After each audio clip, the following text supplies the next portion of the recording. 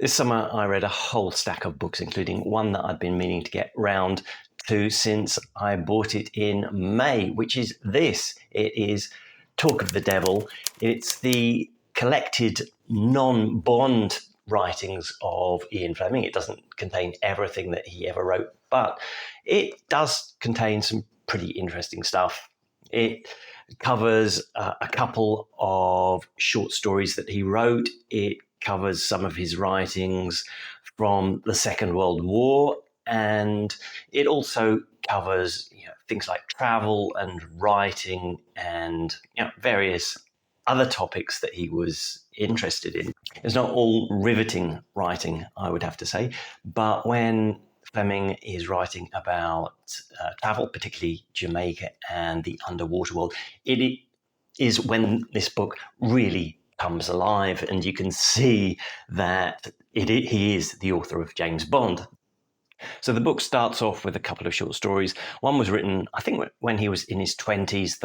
The other one is much later when he was working for Kemsley newspapers. And the first one, it is very, very influenced by Edgar Allan Poe, I would say. The second was written much later in his life, and it's a thinly veiled account of his boss, Lord Kemsley, when he was working at Kemsley newspapers. And it was never published because Fleming was advised not to, for the sake of his career, basically, I think. So it starts out well, but then really for me, it got into the second section on World War II. And first of all is a letter to the Times, actually, which is okay because I think Fleming was quite prescient there. He is warning of the dangers of Adolf Hitler, and so we know how that turned out. And the second one is a memorandum to Colonel Donovan. And now this is Fleming's well-known memo instructing Donovan on how to set up an intelligence gathering operation. And of course, Fleming worked in naval intelligence during the Second World War, and he was asked to provide his feedback for what they'd done with naval intelligence for the OSS, the Office of Strategic Services, which is the precursor to the CIA. And I'd always heard big things about this and how it was the template for the CIA, but really it's a list of bullet points. I was surprised at how lightweight it was, really. It's fascinating to read on one level, but I don't think it is. I think it's not really a blueprint for an intelligence operation, which I think it is it's been claimed to be. But it's interesting to read all the same. And then there is the Dieppe raid. Fleming accompanied his commandos once on a ship when they raided Dieppe during the Second World War.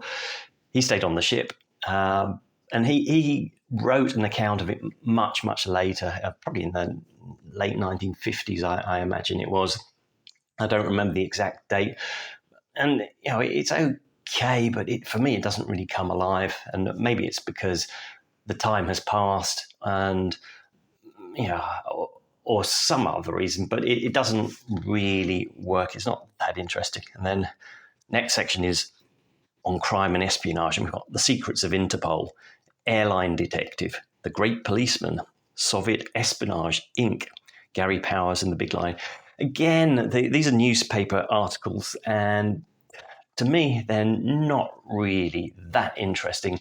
I don't think that Fleming's true talent as a writer comes through with these. So, it's slightly disappointing, but at the same time, it is interesting to read what he was writing at the time.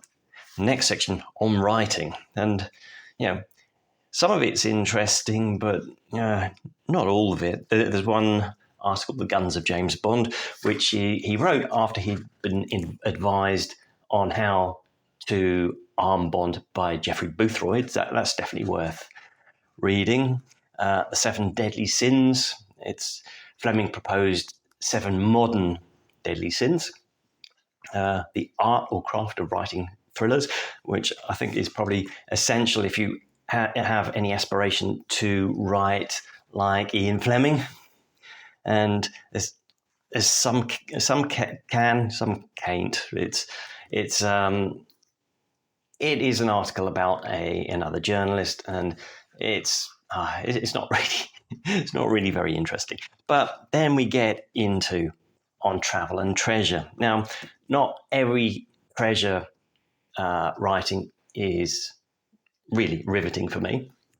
Where Fleming really comes alive, though, is when he's writing about Jamaica and when he's writing about the underwater world, and both come up here.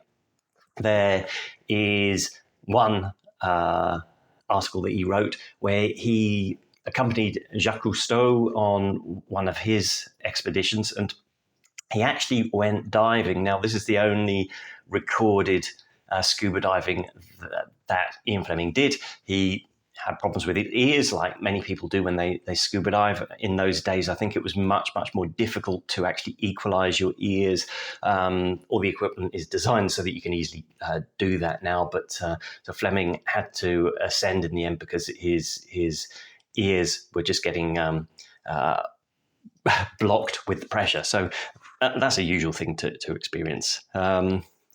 There's the treasure hunt at Creek Abbey. I didn't find it that interesting. Basically, he had asked readers to propose somewhere to go for them, or for Fleming to go and organise a treasure hunt. And Creek Abbey came up because there was supposedly some buried treasure there. So Fleming went along with an army team with metal detectors. This was very, very early on. And well, they found all kinds of things like, I don't know, tin cans and nails and bits and pieces of scrap metal, but they did not find any treasure.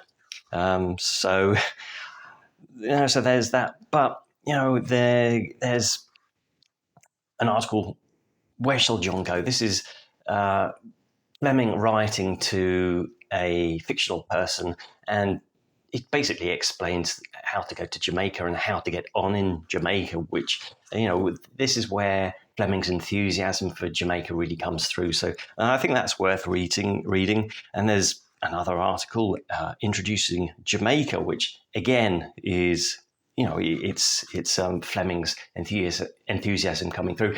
There's one of the articles, in fact, and Fleming he used to collect seashells. He used to go snorkeling off his reef at Goldeneye. He used to be interested in collecting interesting and beautiful shells were the things he was really looking for. And Noel Howard, when he stayed at Goldeneye, complained about all the shells that were littering the shelves there. So I think anybody who snorkels or scuba dives has a bit of a collection of shells like that. I know I do.